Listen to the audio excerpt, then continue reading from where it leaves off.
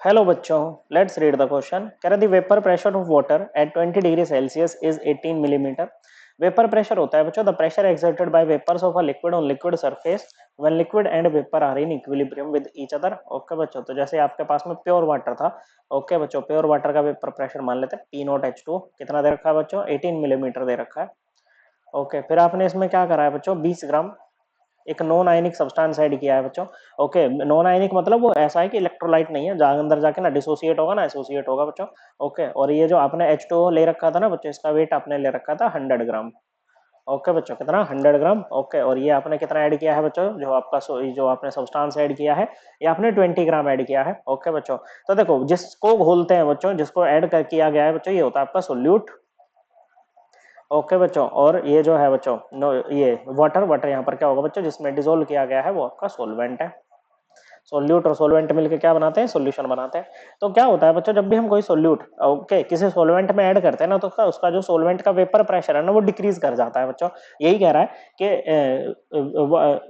It is dissolved in 100 gram of water, the vapour pressure is lowered by 6 millimetre. Okay बच्चों, मान लेते हैं कि आफ्टर एडिशन ऑफ सोल्यूट जो vapour pressure है वो PH2 हो गया बच्चों। ओके, क्या हो गया बच्चों? PH2 हो गया। और ये यही कह रहा है बच्चों, P not H2O minus PH2O इसके इक्वल है बच्चों, ये आपका 6 मिलीमीटर के ऊपर है बच्चों। इसको बोलते हैं लोअरिंग इन वेपर प्रेशर या लोअरिंग ऑफ वेपर प्रेशर। और अगर आप इसको P नॉट H2O से डिवाइड कर दोगे ना बच्चों, किससे? P नॉट H2O से डिवाइड कर दोगे 18 मिलीमीटर से, तो ये बन जाता है बच्चों relative lowering of vapour pressure. Okay बच्चों, जो कि क्या होती है? कोलिगेटिव प्रॉपर्टी होती है, जो केवल अमाउंट ऑफ सोल्यूट पे डिपेंड करती है, ना कि उसके नेचर पे। और ये इक्वल होता है बच्चों मोल फ्रैक्शन ऑफ सोल्यूट के।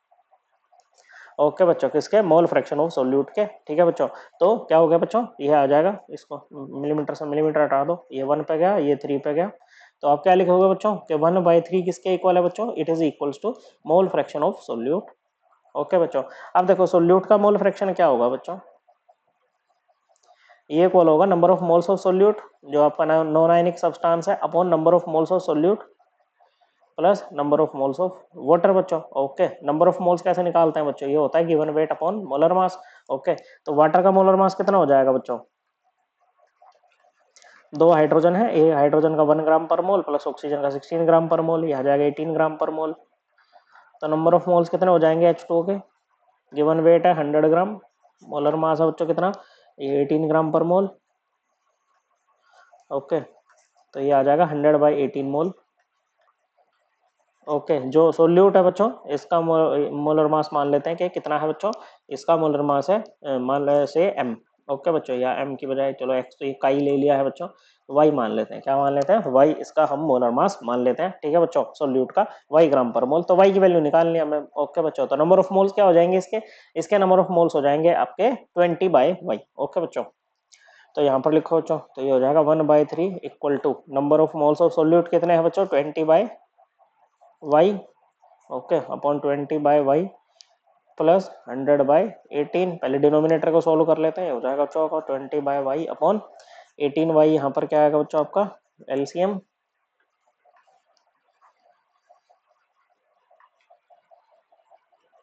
ओके बच्चों, तो ये हो जाएगा आपका कितना? 20 इंटू 18 करेंगे 360 आएगा बच्चों, प्लस 100y।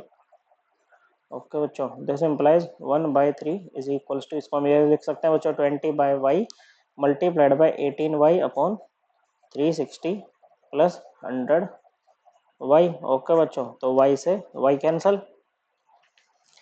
ओके बच्चों, तो ये हो जाएगा आपका, यहाँ पर 3 को मल्टीप्लाई करेंगे, ये क्रॉस मल्टीप्लिकेशन कर देते हैं बच्चों, 360 plus 100y will be equal to 1080। Okay बच्चों, तो 100y क्या हो जाएगा? ये 360 को इधर भेजो राइट में, तो ये बन जा बचेगा आपका 720। ओके बच्चों, तो y क्या आ जाएगा बच्चों? 720 अपॉन 100।